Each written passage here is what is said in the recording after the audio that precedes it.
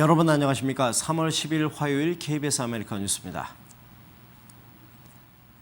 아베 일본 총리의 방미 기간 중 의회 연설과 관련해서 마이크 혼다 연방 하원 의원이 사과 없는 연설은 무의미하다는 입장을 거듭 밝혔습니다. 하지만 이번 기회에 아베 총리가 위안부 문제 등 과거사에 대한 분명한 사과를 할 수 있는 여건을 만드는 일에도 아울러 노력하겠다고 밝혔습니다. 윤범수 기자가 보도합니다. It's okay for him to do that, but it means nothing until he apologizes to the Uyghur. 혼다 의원은 아베의 연설이 확정되면 이보다 앞서 종전 70주년 한미 우호 동맹을 기념하는 결의안을 에드로이스 하원 외교위원장과 함께 추진할 것이라고 밝혔습니다. 또 상하 양원이 참여하는 공개 회담을 열고 역사 바로 세우기에 나설 것이라며 이 자리에 아베 총리도 초청할 계획이라고 밝혔습니다. So we're going to be there a week before on the floor to explain to people in the country why we are upset with him and what our expectations are. 혼다 의원은 리퍼트 주한 미 대사에게 쾌유를 비는 편지와 문자를 보냈다고 밝히고 한미 동맹에는 큰 문제가 없을 것이라는 대사의 한국말을 다시 인용해 큰 박수를 받았습니다. He ended his speech with that phrase, 같이 갑시다. Remember that? He said that. That's something that the spirit of Korea. So we want to make sure that Mark is going to be okay. 또 최근 한중일 과거사에 대한 이른바 양비론 발언으로 논란이 된 웬디 셔먼 국무부 정무차관의 발언에 대해서는 의도치 않았다 할지라도 위험한 발언이었다며 분명한 선을 그었습니다. Supposedly South Korea and Japan, I think she made a mess of it. 국제 여성의 날을 맞아 한인사회 초청으로 열린 혼다 의원의 강연회에는 200여 명의 인사들이 참석했으며 테드 리우와 주디추 연방 하원의원도 참석해 일본의 사과를 촉구하고 여성 인권에 앞장선 혼다 의원과 뜻을 같이 했습니다. They're like my sisters, you know, or my aunties. I just wanted to let them know that we have not forgotten them, and because of their strength and their spirit and their willingness to speak up, really has driven the issue of violence against women.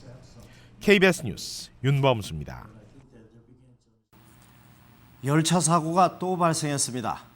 노스캐롤라이나주에서 뉴욕으로 가던 엠트랙 열차가 화물 트럭과 충돌해 객차 한량이 탈선하고 55명이 다쳤습니다.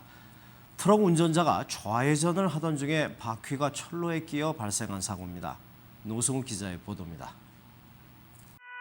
빠르게 달려오던 열차가 철도에 서 있는 트럭으로 돌진합니다. 트럭은 형체를 알아볼 수 없을 정도로 붕괴됩니다. 어제 오후 12시경 노스캐롤라이나를 출발해 뉴욕으로 향하던 열차가 버지니아주 경계 인근에서 충돌했습니다. 이 사고로 한 명이 크게 다쳤고 55명은 비교적 경미한 부상을 입었습니다. We see the lights blinking and the arms come down to the railroad tracks and they were trying to move and it just couldn't move and it collided. 좌회전을 하다가 철도에 끼인 트럭의 운전자는 충돌 전 가까스로 차에서 탈출했습니다. 하지만 철도 관계자들은 예방할 수 있었던 사고라고 말합니다. There's a phone number right there at the intersection on a big blue sign that says if you got a problem, here's the number, and within a minute they can contact any traffic on the rail and tell them to stop. 지난달 뉴욕에서는 열차와 SUV가 충돌해 모두 5명이 사망했고 이에 앞서 캘리포니아에서는 통근 열차와 트럭이 충돌해 모두 30명이 다쳤습니다. KBS 뉴스 노승욱입니다. 달러 강세에 대한 우려로 뉴욕 증시가 폭락했습니다. 유가 하락에 주요국의 경기 부양 정책으로 글로벌 금융시장의 불안도 커지고 있습니다. 뉴욕 박에스터 특파원입니다.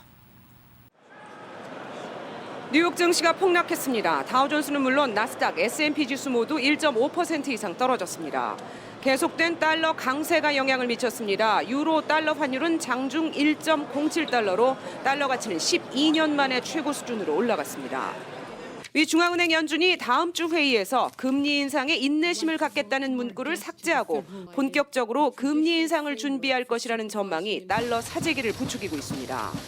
유럽 중앙은행이 총 72조 원대의 양적 완화에 돌입한 가운데 유럽연합이 380조 원 규모의 경기 부양 계획을 승인하면서 달러 강세는 계속 심화될 가능성이 큽니다. 달러화 강세와 원유 공급 과잉 전망으로 국제 유가는 다시 하락세로 돌아섰습니다.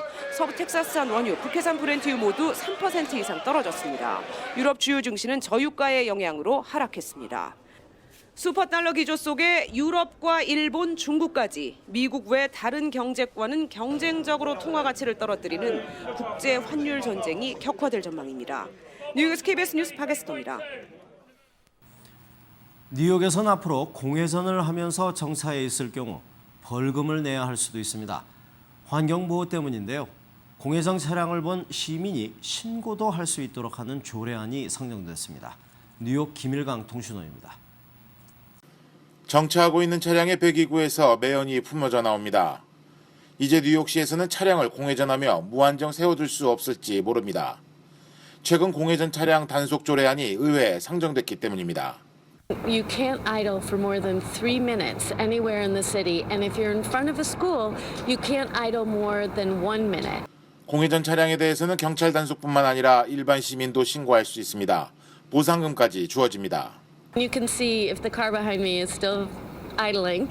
All you would need to do is videotape the license plate and then upload it onto the website at DEP, and then DEP would issue a summons. 시민들이 관련 증거와 함께 신고하면 받게 되는 보상금은 과태료의 50%, 적지 않은 금액입니다. Yeah, it's easy money. What? I don't know. What is that like terrible to say? I would do it. 내일 관련 조례안이 본회의를 통과할 경우 올해 말부터 시행에 들어갑니다. 지금까지 뉴욕이었습니다.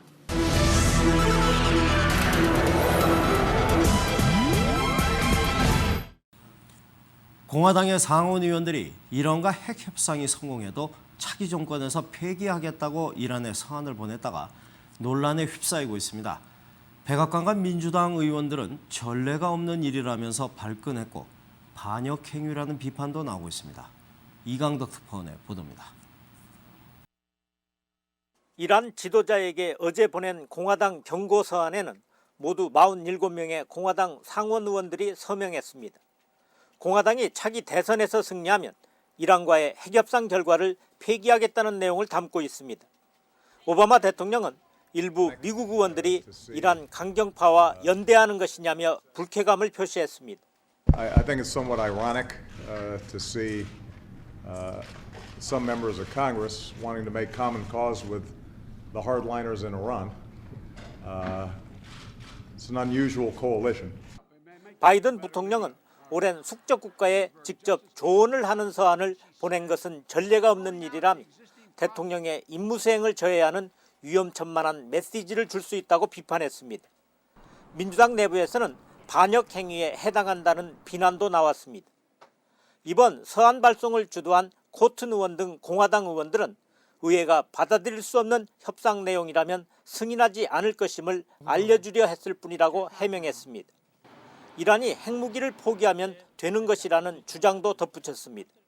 이란 핵협상 시한이 다가오면서 위험 수위를 넘나들 정도로 미국 정치권 내 갈등이 첨예화하고 있습니다. 워싱턴에서 KBS 뉴스 이강덕입니다.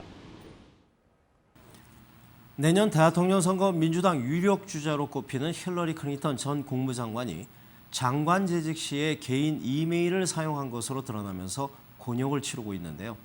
오늘 직접 해명에 나섰습니다. 김성진 특파원의 보도입니다. 클린턴 전 장관은 국무부 관용 이메일 대신 개인 이메일을 쓴 건 편해서였다고 해명했습니다. I wanted to just use one device for both personal and work emails instead of two. It was allowed, and as I said, it was for convenience, and it was my practice to communicate. 관용 메일을 사용했다면 논란이 없었겠지만 당시 본인 선택에 따라 개인 메일 사용이 가능했고 법률 위반은 아니라는 겁니다.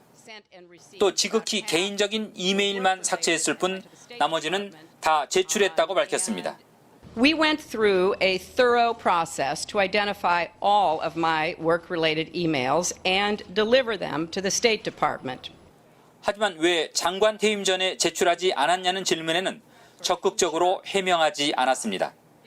뉴욕타임스는 지난 2일 클린턴 전 장관이 관용 이메일 계정을 만들지 않았고 주고받은 이메일을 국무부 서버에 저장하지도 않았다고 보도했습니다.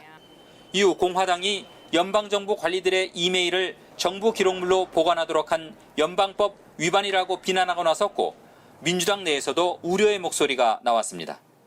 클린턴 전 장관은 이르면 다음 달쯤 내년 대선 출마를 공식 선언할 예정인데 오늘 해명에도 불구하고 공화당의 공세는 더욱 거세질 것으로 전망됩니다. 워싱턴에서 KBS 뉴스 김성진입니다. 패스트푸드 업계가 건강에 좋지 않다는 오명을 벗기 위해서 안간힘을 쓰고 있습니다. 오늘은 버거킹이 어린이 메뉴에서 탄산음료를 빼겠다고 발표했습니다. 박태서 특파원입니다.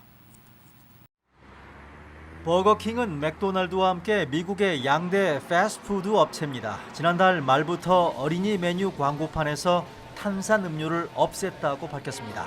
또 어린이 세트 메뉴에서는 탄산음료를 뺐다고 했습니다. 탄산음료 폐기를 촉구하는 소비자 요구를 따랐다고 설명했습니다. We think we can get away with drinking lots of soda as long as we're not gaining weight, but this suggests that there is an invisible pathway that leads to accelerated aging regardless of weight. 버거킹은 그러면서 탄산음료 대신에 앞으로 어린이들에겐 무지방 우유, 사과 주스 등을 제공하겠다고 했습니다.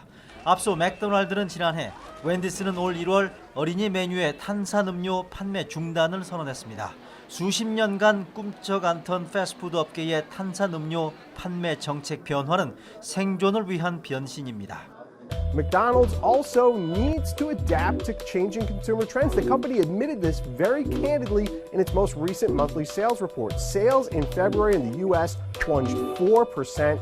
지난주 항생제 먹인 닭은 쓰지 않겠다고 선언한 맥도날드는 이른바 슈퍼푸드로 불리는 채소 K를 메뉴에 넣을 방침으로 전해졌습니다. 던킨 도너츠는 설탕에 들어가는 표백제를 빼겠다고 발표했습니다.